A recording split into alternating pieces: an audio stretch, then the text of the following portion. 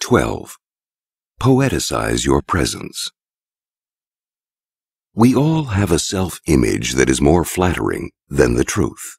We think of ourselves as more generous, selfless, honest, kindly, intelligent, or good-looking than in fact we are.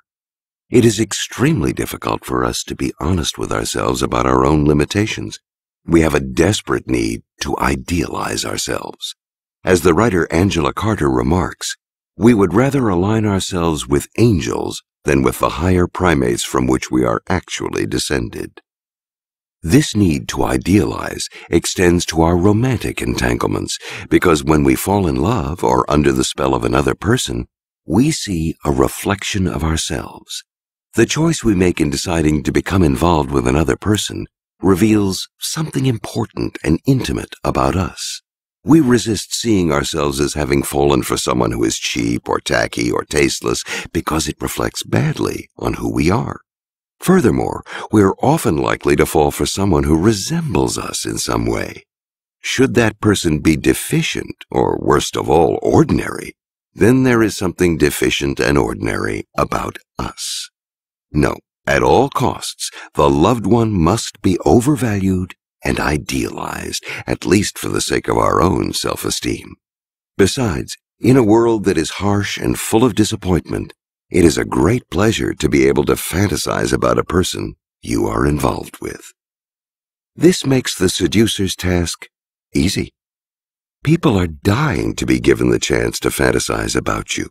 Don't spoil this golden opportunity by overexposing yourself or becoming so familiar and banal that the target sees you exactly as you are.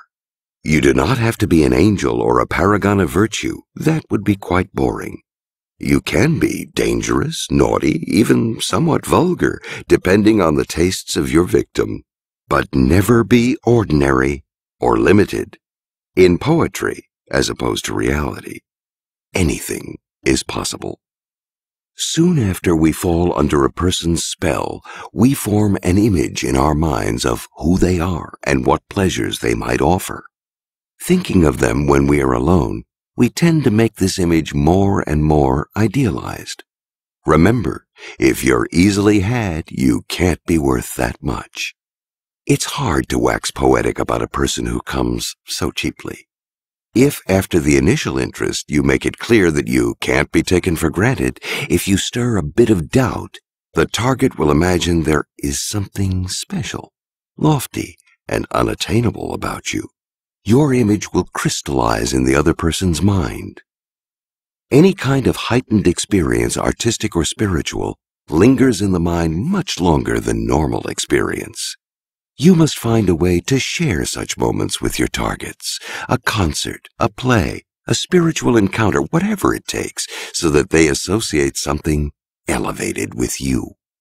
Shared moments of exuberance have immense seductive pull.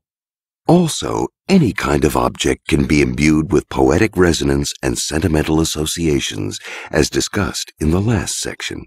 The gifts you give and other objects can become imbued with your presence.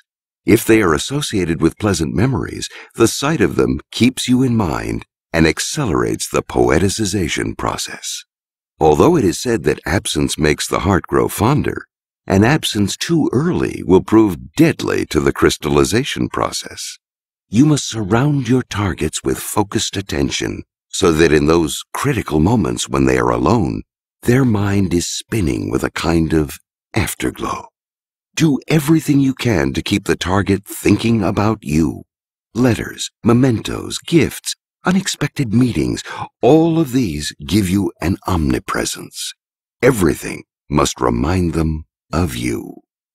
Finally, if your target should see you as elevated and poetic, there is much to be gained by making them feel elevated and poeticized in their turn.